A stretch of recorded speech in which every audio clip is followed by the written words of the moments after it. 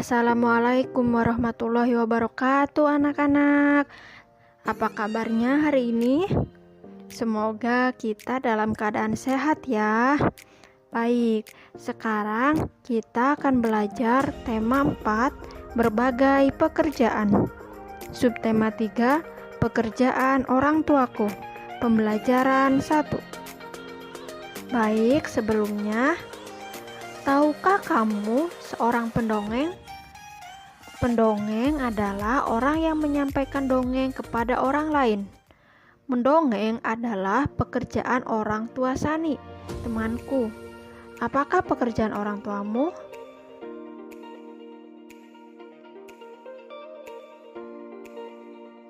Oke, berkaitan dengan mendongeng, di sini ada salah satu cerpen yang berjudul Tupai dan Ikan Gabus. Dahulu kala, hiduplah sepasang sahabat di daerah Kalimantan Barat. Mereka adalah seekor tupai dan seekor ikan gabus. Setiap hari, mereka melakukan kegiatan bersama, mencari makan, bermain, bahkan mengunjungi tempat-tempat baru selalu dilakukan bersama. Suatu hari, Tupai tidak melihat Gabus, sahabatnya. Ia mencarinya ke tempat biasa Gabus tinggal. Saat bertemu, Tupai sangat kaget. Gabus terlihat lesu. Ternyata ia sedang sakit. Tupai sangat sedih. Ia menawarkan makanan untuk sahabatnya. Namun, Gabus tidak berselera makan. Gabus hanya menginginkan satu jenis makanan yang diyakininya dapat menyembuhkan penyakitnya. Tupai berjanji dan mencarikannya untuk sahabatnya. Setelah Gabus menyampaikan obat penawar penyakitnya, Tupai sangat kaget. Ia harus mencari hati ikan hiu. Ikan hiu sangat ganas. Tidak terpikir olehnya ia bisa mendapatkannya. Namun, Tupai bertekad untuk mendapatkannya karena ia ingin sahabatnya sembuh. Tupai kemudian melompat dari satu pohon kelapa ke pohon kelapa lainnya yang dekat dengan tepi pantai. Saat menemukannya, ia melubangi satu kelapa dan membiarkan airnya habis. Kemudian, sang tupai pun masuk ke dalam kelapa. Angin kencang membuat kelapa jatuh ke pantai dan ikan hiu memakannya. Di dalam perut ikan, tupai kemudian keluar dari kelapa dan menggigit hati ikan hiu. Ikan tersebut mencoba bertahan sampai kehabisan tenaga. Ombak besar membawa ikan hiu ke tepi pantai. Saat itulah Tupai keluar dari mulut ikan hiu dan membawa hati ikan kepada sahabatnya. Sampai di tempat ikan gabus, Tupai kemudian memberi hati ikan hiu untuk dimakannya. Beberapa hari kemudian, Tupai melihat sahabatnya segera kembali. Betapa senangnya Tupai melihat ikan gabus sehat seperti sedia kala. Nah, selesai. Itulah salah satu cerita pendek yang berjudul Tupai dan Ikan Gabus. Baik, untuk sekarang kita akan belajar bersama-sama untuk menemukan unsur-unsur cerita. Sebelumnya kalian bisa lihat kembali ya cerita tentang Tupai dan Ikan Gabus yang terdapat pada buku tematik tema 4 halaman 96 sampai dengan 97. Untuk yang pertama, unsur yang pertama yaitu judul. Judulnya apa anak-anak? Yaitu Tupai dan Ikan Gabus. Tokohnya itu yaitu ada Tupai, ikan gabus, dan ikan hiu. Selain tokoh, ada juga sifat tokohnya. Untuk Tupai, ia suka menolong dan tanpa pamrih. Menolong siapa? Yaitu sahabatnya, yaitu ikan gabus. Untuk ikan gabus sifatnya tidak peduli dengan orang lain.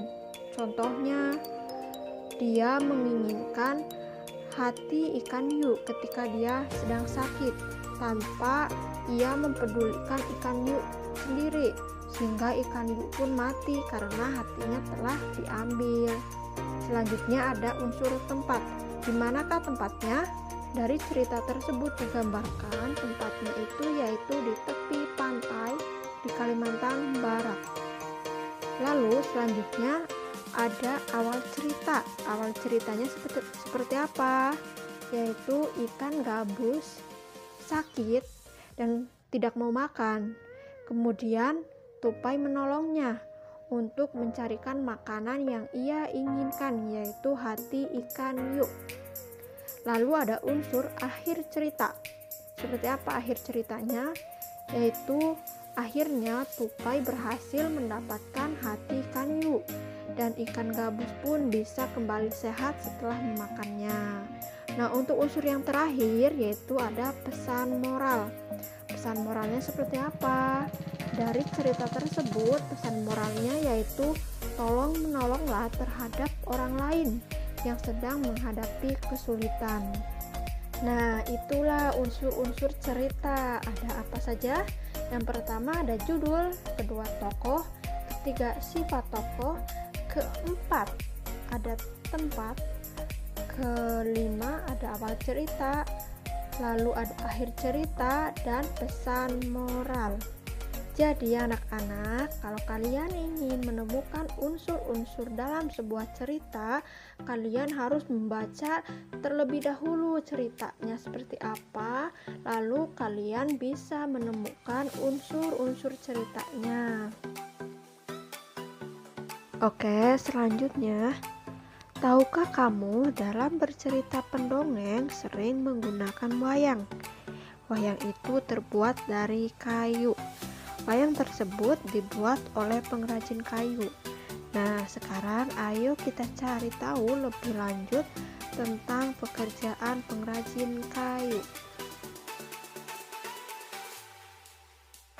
Nah, di sini ada sebuah cerita tentang seorang ayah yang pekerjaannya adalah seorang pengrajin kayu. Mari kita baca bareng-bareng ya, anak-anak. Pekerjaan ayahku adalah pengrajin kayu. Ayahku membuat meja dan kursi. Untuk menghasilkan kursi, awalnya ayahku membeli kayu, memotongnya, membentuk menjadi kursi, menghaluskan, lalu mengecatnya. Waktu yang dihabiskan untuk membuat kursi kurang lebih 1 minggu. Ayahku menjual meja dan kursi yang dibuat ke toko mebel. Dari toko mebel itulah orang-orang bisa membeli meja dan kursi buatan ayahku. Nah, dari cerita ini kita juga bisa mengetahuinya ya anak-anak, bahwa seorang pengrajin kayu itu pastinya akan menghasilkan suatu barang, salah satunya yaitu kursi. Nah, berikut ini ada proses pengolahan kayu menjadi meja dan kursi. Coba anak-anak sambil kita perhatikan ya. Untuk yang pertama, pohon yang ada di hutan ditebang, lalu diangkut kayunya ke kota. Bisa dengan menggunakan mobil seperti yang pada gambar tertera ya anak-anak. Nah, setelah kayu sampai di pengrajin kayu, maka disinilah kayu akan diproduksi. Produksi itu yaitu suatu kegiatan untuk menghasilkan barang. Nah, ini dilakukan oleh seorang pengrajin kayu. Hasil produksinya seperti apa saja? Yaitu seperti misalnya ada kursi, meja, nah itu tuh barang dari hasil produksinya. Lalu setelah proses produksi selesai atau barangnya sudah ada, maka dari pengrajin kayu ini diantarkan ke toko mebel, yaitu disebut dengan kegiatan distribusi atau disebut dengan penyaluran barang. Selanjutnya di toko mebel ini barang-barang itu akan dijual. lalu akan dibeli oleh seorang pembeli. Lalu proses pembelian ini disebut dengan kegiatan konsumsi. Ayahku mendapatkan kayu untuk bahan baku mebel dari hutan. Salah satu hutan di Indonesia yang sering diambil pohonnya yaitu hutan di Kalimantan. Dahulu, hutan di Kalimantan sangat lebat dan merupakan paru-paru dunia atau penghasil oksigen. Akan tetapi, kini pohon-pohonnya semakin berkurang, seringkali karena kebakaran hutan. Oke anak-anak, sekarang coba kita perhatikan peta yang ada di samping. Di situ merupakan peta dari hutan di Kalimantan, mulai dari tahun 1950 sampai dengan tahun 2020. Untuk warna hijau sendiri itu merupakan gambaran pohon, dan untuk warna putih itu merupakan hutan yang gundul. Untuk gambar yang tertera bisa kita perhatikan semakin ke sini ya, dari tahun 1950 ke tahun 2020 warna hijaunya itu semakin memudar, dan warna putihnya di tahun 2020 itu bisa dikatakan semakin meluas. Nah, itu artinya semakin ke sini hutan yang ada di Kalimantan itu semakin gundul. Apalagi kalau misalnya kita lihat di tahun 2020 ya anak-anak. Nah, mengapa hal tersebut terjadi? Salah satunya yaitu sering karena adanya suatu kebakaran hutan. Nah, itu anak-anak pembelajaran untuk kali ini. Semoga dapat bermanfaat dan dapat dipahami ya. Sekian dan terima kasih. Wassalamualaikum warahmatullahi wabarakatuh.